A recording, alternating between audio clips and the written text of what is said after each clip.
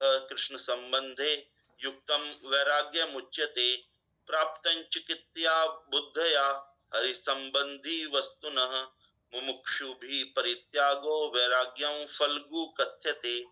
उस मनुष्य को पूर्ण रूप से वैराग्य में जीवन स्थित कहा जाता है जो कृष्ण भावनामृत अर्थात कृष्ण भक्ति के अनुसार जीवन निर्वाह करता है। उसे इंद्रिय तृप्ति के विषयों से अनासक्त रहना चाहिए और शरीर के निर्वाह के लिए जो आवश्यक है उसको ही स्वीकार करना चाहिए। दूसरी ओर जो श्री कृष्ण की सेवा में उपयोग हो सकने वाली वस्तुओं को भौतिक मानकर त्याग देता है उसका वैराग्य पूर्ण नहीं होता।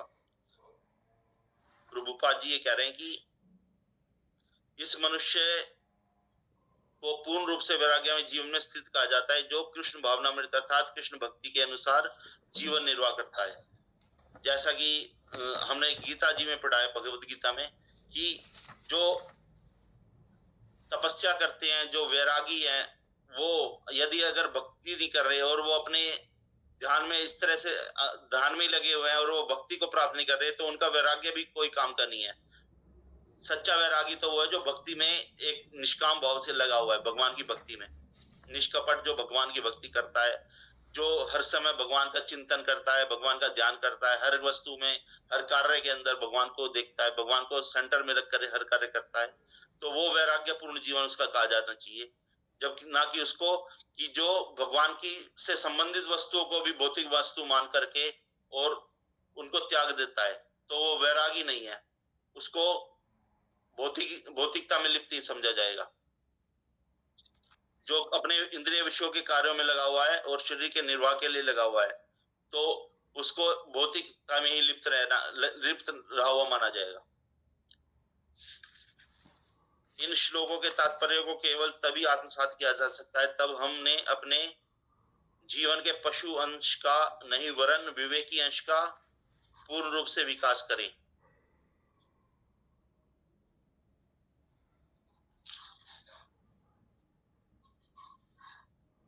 मतलब यही है कि जो हमारे अंदर जो गुण है उन गुणों में एक जो महत्वपूर्ण गुण है जो कि हमें अन्य जीवों से विलग करता है वो है विवेक।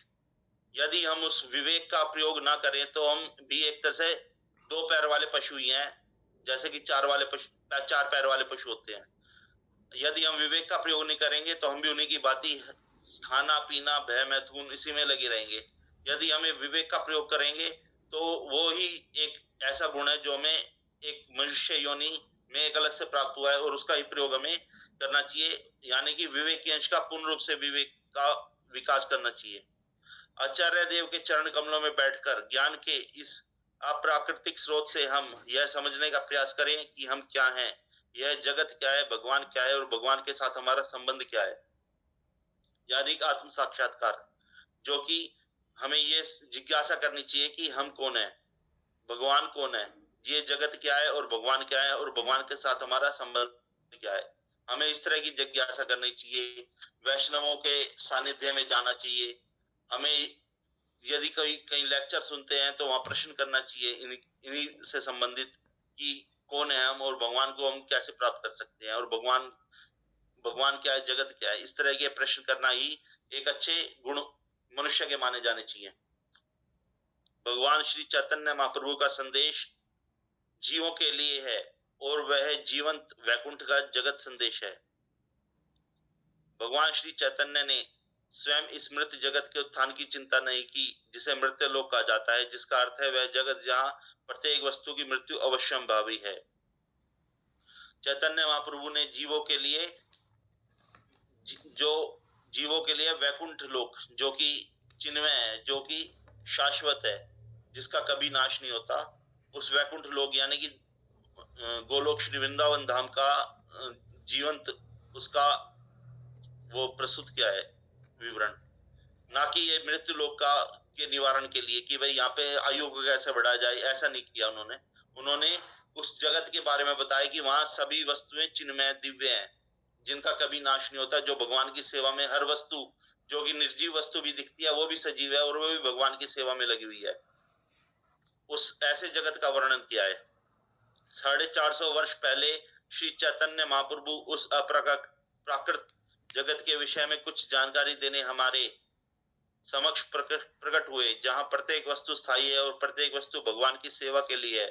परंतु कुछ ही समय पूर्व भगवान श्री चैतन्य का कुछ विवेक शून्य व्यक्तियों के द्वारा असंगत रूप से प्रतिनिधित्व किया गया है और भगवान के द्वारा प्रतिपादित उच्चतम दर्शन की निम्नतम प्रकार के समाज की संस्कृति के रूप में असद व्याख्या की गई है। 450 वर्ष पहले चैतन्य महाप्रभु आए थे और उन्होंने अपराकृत जगत यानी कि जो भगवान के द्वारा संचालित है और भगवान के ही सेवा में लगा हुआ है, जहाँ की हर वस्तु चिन्मय है, वहां कोई वस्तु नाशवान नहीं है। हर जीव, हर वृक्ष, हर पशु जो वहां पे दिखने में, जो गाय, सुरभि गाय, वहां सब भगवान की सेवा में लगी हुई हैं। ऐसे जगत का उन्होंने विवरण प्रस्तुत किया है और वहां हर वस्तु स्थायी है, प्रत्येक वस्तु भगवान की सेवा के लिए। परंतु कुछ ही समय पूर्व भगवान श्री चैतन्य का कुछ विवेक शून्य व्यक्तियों के द्वारा, यानी कि जैसे कि जो निराकारवादी है या जो शून्यवादी है, वो भगवान की को श्री चैतन्य को भगवान मानते ही नहीं थे या उनकी शिक्षाओं का उन्होंने गलत प्रयोग किया, जो कि उच्चतम दर्शन की निम्न प्रकार समाज की प्रकृति के रूप में असद व्याख्या की गई उनके द्वारा। आज रात्रि हमें यह घोषणा करते हुए यह हर्ष होता है कि हमारे आचार्य देव ने अपनी स्वाभाविक दयावश हम सबकी इस प्रकार के भयंकर पतन से रक्षा की है। अतः हम संपूर्ण विनम्रता के साथ उनके चरण कमलों की वंदना करते हैं। तो प्रभुपाद जी कह रहे कि आज रात को जो हम ये घोषणा करते हुए मुझे हर्ष हो रहा है, हर्ष हो रहा है कि हमारे आचार्य देव यानी कि श्रील भक्ति सिद्धांत सरस्वती ठाकुर ने अपनी स्वाभाविक दयावश, जो कि उनका स्वभाव है दया की वर्षा करना, उसके द्वारा हमारे भयंकर पतन की रक्षा की है, जो जिससे हमारा पतन हो सकता था यदि हम उनके सानिध्य में नहीं जाते या शरण ग्रहण नहीं करते उनकी, तो हमारा भी पतन उसी तरह होता जैसे कि शून्यवादियों का और निराकारवादियों का होता है। तो हम बड़े सौभाग्यशाली है कि हमें उनका सानिध्य प्राप्त हुआ है और संपूर्ण विनम्रता के साथ उनके चरण कमलों की हम वंदना करते हैं। कोई भक्त यहाँ पे कुछ ऐड करना चाहिए? तारकेश्वर प्रभु जी। हरे कृष्णा। हरे कृष्णा प्रभु जी। अब वैसे तो आप सभी कुछ बताते जा रहे हो, एक एक चीज़ क्लियर हो रही है इधर। बस एक ही मैं थोड़ा सा डिस्कस करना चाहूँगा कि इसी पैराग्राफ में जो प्रभुपाद जी बताते हैं कि भगवान श्री चैतन्य ने स्वयं इस मृत जगत के उत्थान की चिंता नहीं की, और उन्होंने चिंता किसकी की? उन लोगों की जो इस मृत जगत में अंधेरे में हैं। जैसे कि प्रभु जी ने एग्जाम्पल दिया था एक अंधेरे कमरे का, जहाँ पर एक ऐसा भी डोर है जहाँ से हम निकल सकते हैं, मनुष्य के रूप में निकल सकते हैं।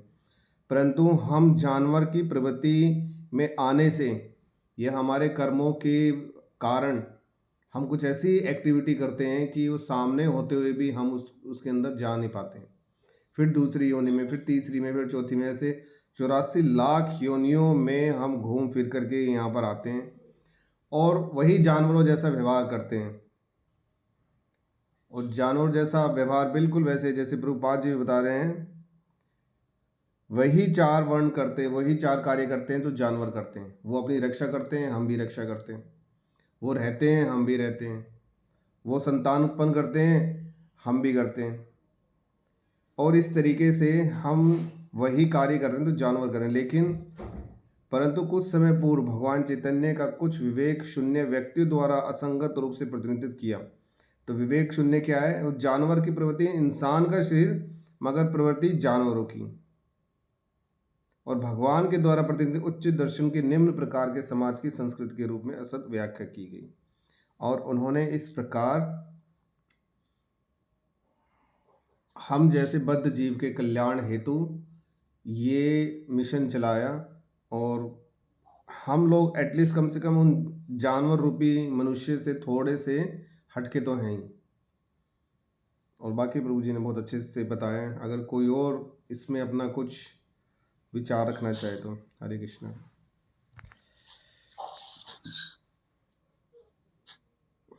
हरकेश माता जी।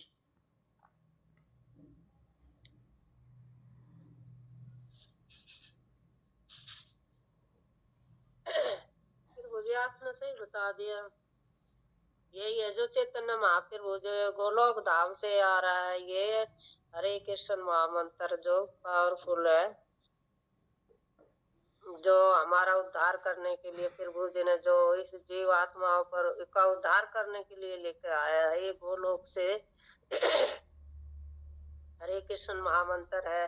और जब लोग जो ये बोले नहीं आकर हमारे आचार्य देव ने अपनी स्वामिक दयावश हम सब की इस प्रकार भयंकर पतन से रक्षा की, और अतएव हम पूर्ण ही निम्रता के साथ उनके ही चरण कमलों की वंदना करते हैं। तो हमें अपने आचार्यों से ही मतलब उनका ही धन्यवाद करना चाहिए बार बार, जो उन्हें जो इतनी अच्छी ये महाप्रभु ने जो हमको परंपरा से चली आ रही है ये, और हम जो भक्तों के संग में आए, जो हमें इतना अच्छा पुरुष मिला है, जो हम अपना जीवन का उद्धार कर सकते हैं, अपनी आत्मा के बारे में जान सकते हैं, जन्म मरण मृत्यु के चक्कर से हम छूट सकते हैं। और जबकि यो भी कैसे बताया कि जैसे कि हम हमारे मतलब हम निम्रता पूर्वक जो उनके चरणों में वंदना करते हैं उनको, जैसे गुरु वंदना के हम भगवान गुरु महाराज के चरणों में वंदना करते हैं, ऐसे हमने उनके चरण कमलों की वंदना करनी चाहिए।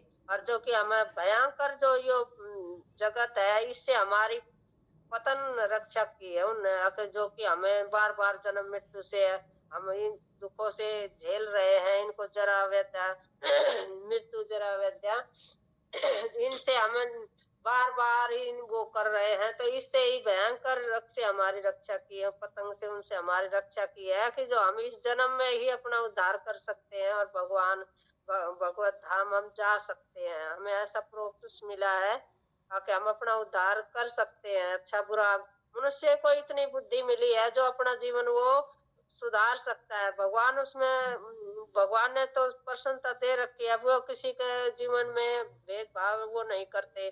भक्तों में मेरी तरफ आना चाहते हो या उसकी तरफ माया की तरफ जाना चाहते हो, तो ये तो जीव में इतनी बुद्धि है, वो किस तरफ जाना चाहता है, अपना भला बुरा वो खुद सोच सकता है। हरे कृष्ण। फिर बुद्धि आगे पढ़िए। और सही सज्जनों, आजकल के सभ्य अर्थात असभ्य समाज में यह सिद्ध करने का उन्माद छाया हुआ है कि भगवान केवल निराकार है। यह दावा करने के द्वारा कि पूर्ण पुरुषोत्तम भगवान की इंद्रियां नहीं है, स्वरूप नहीं है, कर्म नहीं है, मस्तक नहीं है, चरण नहीं है, उनका कोई आस्वादन आनंद आस्वादन नहीं है। लोग भगवान को निरर्थक बनाने के लिए व्याकुल हो रहे हैं। तो प्रभुपाद जी कह रहे हैं कि जो आजकल का सभ्य समाज, यानी कि जो तथाकथित सभ्य समाज है, जिसको हम सभ्य तो कहते हैं, लेकिन वास्तविकता में वो असभ्य है, क्योंकि उसमें भगवान के प्रति जागरूकता नहीं है, भगवान के प्रति कोई सोचता नहीं है कि मैं कौन हूं और भगवान कौन है, भगवान के बारे में कोई जिज्ञासा नहीं करता, भगवान की कोई भक्ति नहीं करता। तो ऐसा सभ्य समाज भी असभ्य समाज ही कहलाएगा, जहाँ की केवल अपने इंद्रिय तृप्ति में ही लोग लिप्त रहते हैं हर समय। सिद्ध करने का उन्माद छाया है कि भगवान केवल निराकार है। यह दावा करने का द्वारा पूर्ण पुरुषोत्तम भगवान की इंद्रियां नहीं है, भगवान की इंद्रियां नहीं है। पहली बात, जो ब्रह्म संहिता के अंदर ब्रह्मा जी ने कितनी सुंदर भगवान की जो स्तुति की है कि आनंद चिन्मय सदुज्वल विग्रह से गोविंदम आदि पुरुषम तमहम बजामी, यानी कि जो उनकी इंद्रियां हैं, एक इंद्रिया दूसरी इंद्रिया का भी काम कर सकती हैं। यदि वो भोग लगाते हैं प्रसाद भगवान का, वो जो भोग लगाया जाता है, यदि वो हमें भोग लगाते हुए नहीं दिख रहे, तो उनको ये नहीं सोचना चाहिए कि भोग नहीं लगा रहे। वो अपनी नेत्रों से भी भोग लगा सकते हैं, कानों से भी उसका प्रयोग कर सकते हैं भोग को पाने में। उनका स्वरूप नहीं है। उनका स्वरूप इतना सुंदर है कि वेणु कुणंतन अरविंद लायताक्षम बरहावतंसम असितम बुद्ध सुंदरांगम कंदर्प कोटि कमनीय विशेष शोभम गोविंदम आदि पुरुषम तमम बजानी, यानी कि जो उनका स्वरूप इस तरह से कि करोड़ों कामदेव भी उनको उनकी शोभा जो है मात देती है। कर्म नहीं है। वो यहाँ धराधाम पे आकर उन्होंने कर्म किए, उन्होंने कर्मों को इस तरह प्रस्तुत किया कि हम किस तरह से कर्म करते हुए भी इन कर्मों में नहीं बंध सकते, और उन्होंने भगवद गीता में भी यही संदेश दिया है। मस्तक नहीं है, चरण नहीं है, चरण है उनके, उन्होंने उन्हीं चरणों से तीन भुवनों को नाप दिया वामन अवतार में। उनका कोई आनंद आस्वादन नहीं है। वो आनंद का आस्वादन करने के लिए ही धराधाम पे भक्तों के साथ उन्होंने लीलाएं की, उन्होंने महाराज किया। युद्ध का जब उनको युद्ध करने की इच्छा हुई कि मैं युद्ध का आस्वादन करना चाहता हूं, तो उन्होंने युद्ध करने के लिए भी जो है कई लीलाएं की युद्ध के अंदर भी। तो भगवान को जो निरर्थक कहते हैं कि भगवान निराकार है, तो प्रभुपाद जी ने उनको ये कहा है कि निराकार जो सोचते हैं वो गलत सोचते हैं। भगवान के हम भगवान द्विभुज रूप में है और वो धराधाम पे भगवान श्री कृष्ण पूर्ण पुरुषोत्तम भगवान के रूप में आए थे यहाँ पे। आधुनिक विद्वानों के लिए भी ऐसा करना एक हर्ष का विषय रहा है, क्योंकि उनके पास उचित निर्देशन और वैकुंठ धाम के यथार्थ दृष्टिकोण का पूर्ण अभाव रहा है। जो आधुनिक विद्वान है, जो अपने आप को ज्ञान के अंदर बड़ा चढ़ा कहते हैं, वो उचित निर्देशन के अभाव में ये कहते हैं कि भगवान का जो वैकुंठ धाम है वो केवल कोप कल्पना ही है, और उनको इस बात का क्योंकि पूर्ण ज्ञान नहीं होता, वो उन्होंने कभी भी इस बारे में ना सुना है, ना कभी उन्होंने भी इस बारे में कभी ज्ञान प्राप्त किया है। इन सभी ज्ञानियों को की विचारधारा एक ही है। समस्त भोग्य वस्तुओं पर मानव समाज अथवा एक विशिष्ट वर्ग का ही केवल एक अधिकार होना चाहिए, और निराकार भगवान को उनके निराले चमत्कारों को पूर्ण करने वाला एक आज्ञाकारी सेवक होना चाहिए। तो उनकी जो विचारधारा है उसके अनुसार जो भोग्य वस्तुओं पर एक मानव समाज का या एक विशिष्ट समुदाय का ही एक अधिकार होना चाहिए, और जो भगवान के निराले चमत्कार दिखाए, जैसे कोई वस्तु उड़ा करके दिखा दे या कोई चमत्कार दिखा दे कि एकदम प्रकट कर दी, तो उन चमत्कारों पे विश्वास करने वाला किया जाना चाहिए, और उनका एक कोई अनुयायी ऐसा होना चाहिए, चेला चपाटा, जो उन चमत्कारों के को हाँ कहे भाई हाँ ठीक कराए। जैसे कि कल प्रभु जी ने बताया था, जो चमत्कार दिखाता था एक तांत्रिक, कौन सा था प्रभु जी, वो कल आपने उदाहरण देके बताया था प्रभु जी? नाम तो उनका मुझे भी नहीं मालूम है। भक्ति विनोद ठाकुर जी ने जब जी उनका के, हाँ जी। तो इस तरह से वो चमत्कार दिखाने वालों को सब नमस्कार करते हैं आज के टाइम में, लेकिन भगवान इस तरह के कोई चमत्कार नहीं दिखाते, लेकिन वो है वास्तविकता में। ऐसा नहीं है कि चमत्कार नहीं दिखा रहे या कोई आचार्य गण है हमारे वो चमत्कार नहीं दिखा रहे, तो इस तरह भगवान है ही नहीं। आज के टाइम में जो चमत्कार दिखाए उसको नमस्कार किया जाता है, लेकिन ऐसा नहीं है कि भगवान नहीं है, भगवान है। और जो उनके बारे में बताता है, हमें शास्त्र बताते हैं, हमारे आचार्यगण जो हमारे गुरुजन है वो हमारे को एज इट इज बताते हैं, जो शास्त्रों में विवरण दिया गया भगवान का। हमें प्रसन्नता है कि कृष्ण कृपा मूर्ति परमहंस परिवार जाकाचार्य श्रीमद भक्ति सिद्धांत सरस्वती गोस्वामी महाराज की करुणा के द्वारा हम इस भयंकर प्रकार की व्याधि से मुक्त हो गए हैं। वे हमारे नेत्र उन्मीलक, हमारे शाश्वत पिताश्री, हमारे शाश्वत गुरु और हमारे शाश्वत निर्देशक हैं। अतएव इस मंगलमय दिवस पर हम उनके चरणावृंद की वंदना करते हैं। हमें प्रसन्नता है कि जो प्रभुपाद जी कह रहे हैं कि जो हमारे जो ये गुरु महाराज हैं, उन्होंने हमें भयंकर प्रकार की व्याधि से मुक्त कर दिया है, जो कि हम भक्तिता में लिप्त नहीं है और भक्तिमय वातावरण में भक्ति कर रहे हैं। सज्जनों, यद्यपि हम परतत्व के ज्ञान के संबंध में अज्ञानी शिशु के सदृश हैं, तथापि कृष्ण कृपा श्री मूर्ति मेरे गुरुदेव ने शुष्क ज्ञान के अजय अंधकार को नष्ट करने के लिए हमें भीतर एक लघु अग्नि प्रज्वलित कर दी है।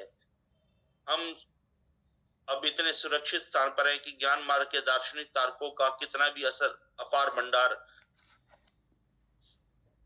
कृष्ण कृपा मूर्ति के चरण कमलों में हमारी शाश्वत निर्भरता की स्थिति से हमको तनिक भी विचलित नहीं कर सकता।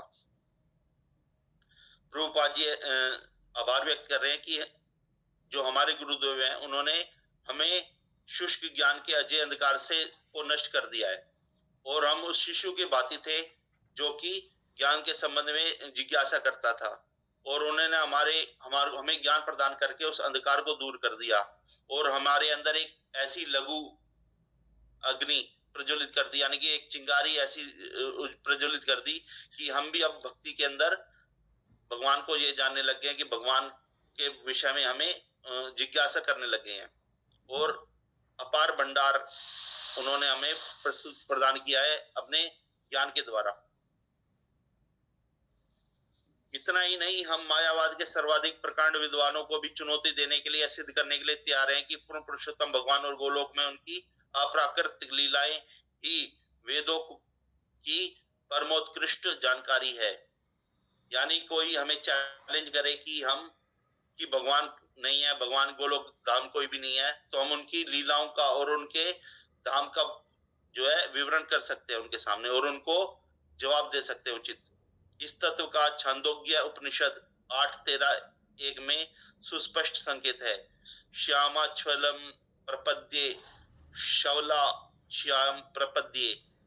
श्री कृष्ण की कृपा प्राप्त करने के लिए मैं उनकी शक्ति यानी राधा रानी के शरणागत होता हूँ, और उनकी शक्ति की कृपा प्राप्त करने के लिए मैं श्री कृष्ण के शरणागत होता हूँ।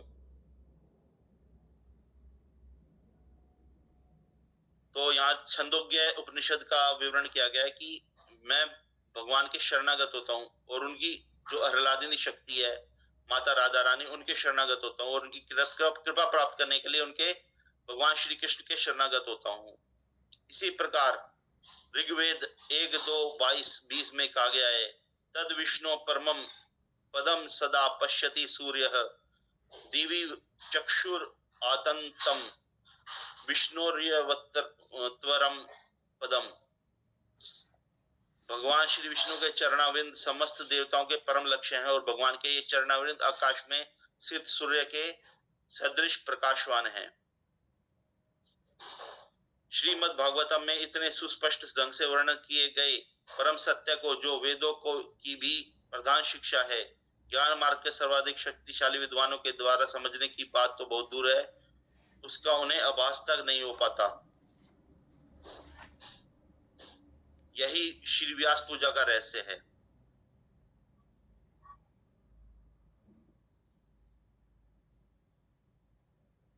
श्रीमद् भगवद गीता के इतने सुस्पष्ट ढंग से वर्णन किए गए परम सत्य को, जो वेदों की भी प्रधान शिक्षा है, जो हमें श्रीमद् भगवद गीता यानी कि जो वेदों का सार कहा जाता है, उसके अंदर प्रचुर मात्रा में भगवान के बारे में चर्चा की गई है, भगवान का ज्ञान प्रदान किया गया है।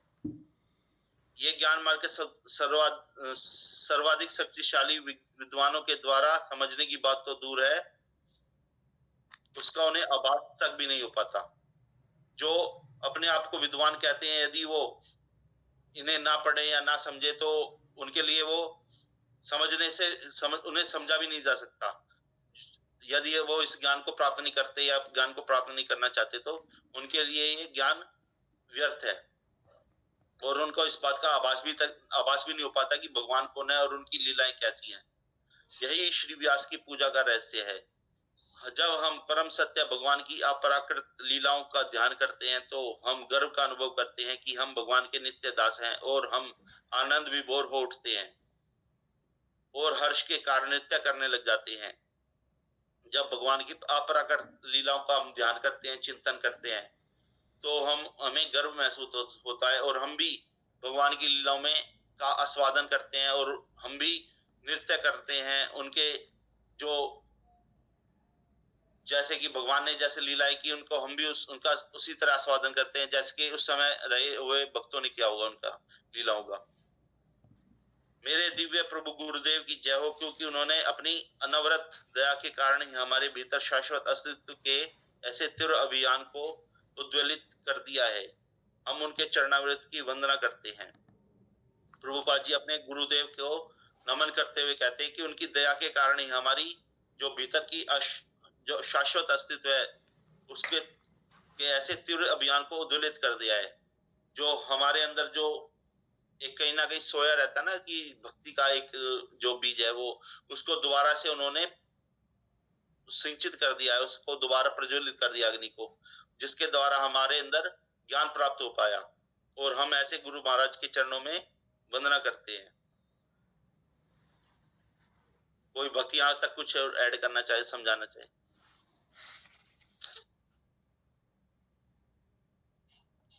हरे कृष्णा सीमा माता जी।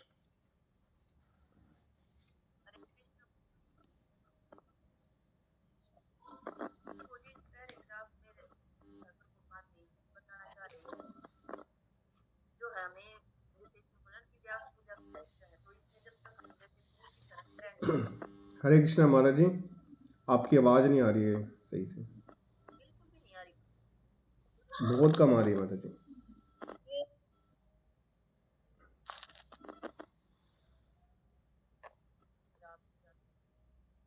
हरे कृष्णा पर मुझे आ रही है अभी आवाज। हाँ जी माता जी, पहले से ठीक है। तो इसमें जो ये पैराग्राफ नीचे वाला, तो इसमें जो है प्रभुपाद जो अपने गुरु हैं उनके बारे में बता रहे कि जो जब तक हम जो है एक प्रमाणिक गुरु की शरण ग्रहण नहीं करते हैं तो चाहे कोई कितना भी अपने ज्ञान से या अपने योग से जो है शास्त्रों का अध्ययन कर ले तो उसको जो है वो भगवान को समझ नहीं सकता। और जो उस समय प्रभुपाद ने जो व्यास पूजा रखी थी अपनी गुरु के जन्म दिवस पर, तो बता रहे कि जो ये रखी है इसका यही जो है रहस्य है कि हमें अपने गुरु के प्रति जो पूर्ण शरणागति होनी चाहिए। और गुरु के की आज्ञाओं का पालन जब हम करते हैं, उनके प्रति जब हम पूर्ण शरणागति लेते हैं, तब ही हम जो है भगवान की लीलाओं को समझ सकते हैं। क्योंकि हम अपने आप से जो है इसको भगवान की लीलाओं को और उनके धाम के बारे में जो है नहीं समझ सकते। और जब हम गुरु की जो शरणागति लेते हैं तो गुरु जब हम ज्ञान देते हैं तो हम जो हमें भगवान का ज्ञान प्राप्त होता है, हम भगवान के बारे में जानते हैं, तो हम इतने आनंद भी हो जाते हैं कि हम जैसे जैसे हमारी आरती होती है तो हम उसमें नृत्य करते हैं या संकीर्तन होता है तो उसमें नृत्य करते हैं। तो जो अंदर से जो होता है ना, वो सब अंदर से जैसे नाचते हैं। ऐसा नहीं कि जैसे ऊपर से शादियों में या इसमें जाते हैं तो दिखावटी के लिए हाथ इधर उधर नहीं, जो भगवान के जो चैतन्य महाप्रभु के संकीर्तन में जो नृत्य करते हैं तो एकदम अंदर से हृदय से नृत्य करते हैं। और आनंद भी बोर होकर कि ये नहीं देखते कि कोई क्या बोलेगा, नहीं, वो अच्छे से बिल्कुल। तो वो सब जो हम जब तक गुरु की शरण ग्रहण करते हैं तब ही होता है, क्योंकि गुरु की जब पूर्ण शरणागति लेते हैं तो गुरु हमें ज्ञान देते हैं और हमारे जो चक्षु उनको खोलते हैं, और तब जो है हम, और इसीलिए जो है ये व्यास पूजा प्रभुपाद ने और उनके शिष्यों ने, प्रभुपाद और उनके जो गुरु भाई थे उन्होंने रखी थी कि जो हम अपने गुरु का संदेश दूसरों तक पहुंचा सके और जो और अन्य जो जीव है उनका भी उद्धार हो सके और उनको भी भगवान के बारे में समझा सके। हरे कृष्ण। सज्जनों, यदि हमें इस घोर सांसारिक माया की दास्ता से मुक्त कराने हेतु श्री आचार्य देव हमारे समक्ष प्रकट न होते तो निश्चय ही हमें असहाय दास्ता की स्थिति से इस अंधकार में जन्म जन्मांतर तक रहना पड़ता। यदि वे हमारे समक्ष प्रकट न होते तो हम भगवान श्री चैतन्य महाप्रभु के परमोत्कृष्ट शिक्षामृत के शाश्वत सत्य को समझने में समर्थ न हो पाते। यदि वे हमारे समक्ष प्रकट न होते तो हम ब्रह्म संहिता के इस प्रथम श्लोक की सार्थकता को समझने के योग्य नहीं हो सकते थे। ईश्वरः परमः कृष्णः सच्चिदानंद विग्रह आनंदा अनादिरादि गोविंदः सर्व कारण कारणम। तो प्रभुपाद जी अपने गुरु महाराज की महिमा का विवरण करते हुए कह रहे हैं कि यदि सांसारिक दास्ता से हमें मुक्त यदि किसी ने करवाया तो हमारे शील आचार्य देव यानी कि भक्ति सिद्धांत सरस्वती ठाकुर जी हैं, जिन्होंने इस सांसारिक जो मोह माया से हमें उसके चंगुल से निकाला है। यदि वो ना होते तो हम भी इसी सांसारिक कार्यकलापों में व्यस्त रहते, वही भौतिकता में लिप्त रहते और असहाय दास्ता की स्थिति से इस अंधकार में जन्म जन्म तक ही हमें रहना पड़ता। जो अंधकार में जीवन बताया गया भौतिकता का, उसी के अंदर ही हमें रहना पड़ता और वो हमारे समक्ष प्रस्तुत न होते, प्रकट न होते तो चैतन्य महाप्रभु के परमोत्कृष्ट शिक्षामृत के शाश्वत सत्य को समझने में हम असमर्थ रहते। यानी कि उस जो शिक्षामृत जो भगवान चैतन्य महाप्रभु ने हमें दिया है, जो शिक्षा दिया है, उसे समझाने में जो गुरु महाराज हैं उनका बड़ा योगदान रहा है और हम उनके शिक्षाओं को समझ पाए हैं और आत्मसात कर पाए हैं। और ब्रह्म संहिता के जो श्लोक है, श्री कृष्ण जिनको श्री गोविंद कहा जाता है, परमेश्वर हैं, उनका श्री विग्रह शरीर सच्चिदानंद अर्थात उनका शरीर शाश्वत आनंदमय और आध्यात्मिक है। वे सबके आदि हैं, श्री कृष्ण का कोई आदि नहीं है, वे अनादि हैं और वे समस्त कारणों के प्रधान कारण हैं। यानी कि भगवान को जो कहते हैं निराकार है, निराकारवादी लोग, उनको मुंह बंद किया है भगवान हमारे गुरु महाराज ने इनकी महिमा को गुणगान करके भगवान की, और उनको समझा करके। यदि ये आचार्य गण ना हो, ये गुरु महाराज ना हो, तो हमें इन बात का पता ही नहीं चल सकता। भगवान की लीलाओं का, भगवान का विवरण, नाम रूप गुण और लीलाओं का जो वर्णन करते हैं, हमें उनके द्वारा ही पता चल पाता है। व्यक्तिगत रूप से मुझे कोई आशा नहीं है कि करोड़ों जन्मों में भी मैं अपने गुरुदेव की कोई प्रत्यक्ष सेवा कर सकूंगा, परंतु इतना मुझे सुदृढ़ विश्वास अवश्य है कि किसी न किसी दिन माया के दलदल से मेरी मुक्ति हो जाएगी, जिससे मैं वर्तमान में इतने गहराई में फंसा हुआ हूँ। प्रभुपाद जी कह रहे हैं कि मुझे कोई इस तरह की कोई आशा नहीं है कि करोड़ों जन्मों में मैं अपने गुरुदेव की कोई प्रत्यक्ष सेवा कर सकूंगा, और इतना मुझे सुदृढ़ विश्वास है कि किसी न किसी दिन माया के दलदल से मेरी मुक्ति हो जाएगी, जिससे मैं वर्तमान में इतने गहराई में फंसा हुआ हूँ। तो करोड़ों जन्मों से जो गुरुदेव की प्रत्यक्ष सेवा कर पाऊंगा, ऐसी आशा मुझे कोई नहीं है। और मुझे ये तो विश्वास है कि जो मैं माया के दलदल में फंसा हुआ हूँ, उससे मैं मुक्त हो जाऊंगा, और जो इतनी गहराई में फंसा हुआ हूँ, मेरे गुरु महाराज मुझे उस गहराई से निकाल लेंगे। तो अपने गुरु महाराज पर उन्हें इतना विश्वास है, उनकी महिमा का उन्होंने इस तरह से वर्णन किया है कि जो गुरु महाराज गुरु होते हैं, वो अपने शिष्य को किस तरह जो भौतिकता के जो दलदल है उससे निकाल लेते हैं। तो प्रभुपाद जी को भी अपने गुरु महाराज पे उतना ही विश्वास है। अतः मैं अपनी संपूर्ण गंभीरता के साथ अपने दिव्य प्रभु गुरु महाराज के, गुरुदेव के चरण कमलों में विनती करता हूँ कि मुझे मेरे पूर्व के दुष्कर्मों के कारण निर्धारित कष्टों को भोगने दिया जाए, परंतु मुझ में यह अनुस्मरण करने की शक्ति बनी रहे कि सर्वशक्तिमान परम सत्य श्री भगवान के एक शुद्र दास के अतिरिक्त मेरा अस्तित्व कुछ भी नहीं है, और मुझे इस वास्तविकता का अनुभव मेरे दिव्य प्रभु श्रील आचार्य देव की अपार एवं अहतुकी दया के माध्यम से हुआ है। अतः पूर्ण विनम्रता के साथ मैं उनके चरणों कमलों की वंदना करता हूँ। तो प्रभुपाद जी अपनी वाणी के माध्यम से हम सबको यह संदेश दे रहा है कि हमें अपने गुरु से क्या आशा करनी चाहिए, और उनको उनकी किस तरह महिमा का गान करना चाहिए, और हमें किस तरह की सोच रखनी चाहिए कि यदि मैं किसी भी जन्म में, मेरा अगला जन्म चाहे कोई भी हो, चाहे मैं मल का कीड़ा ही क्यों ना बन जाऊं, लेकिन मेरी जो स्मरण है उस स्मरण के अंदर सदा यही बना रहे कि मैं भगवान की भक्ति करूं, भगवान की सेवा करूं।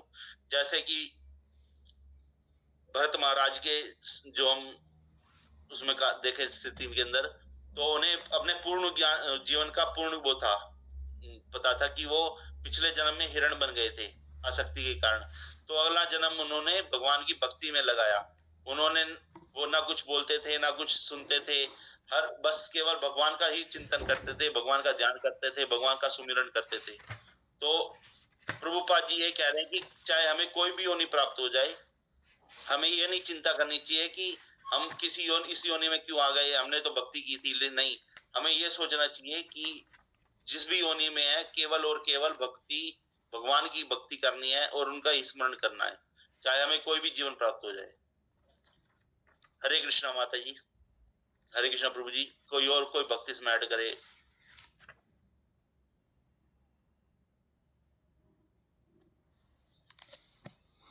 प्रभु जी आपने इतना सुंदर बता दिया, बहुत ही अच्छा। और उसमें कोई और भक्त अगर ऐड करना चाहे तो सीमा माता जी, कृष्णा माता जी, तो प्लीज बताइए।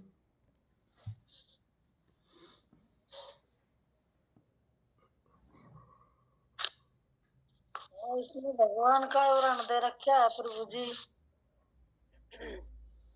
भगवान का बारे में बता रखा है कि भगवान सच्चिदानंदी विग्रह से बने हुए हैं,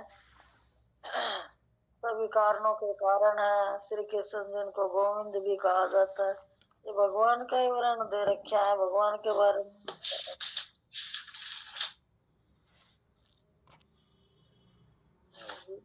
मैं गुरुदेव की कोई प्रतीक्षा सेवा करूंगा।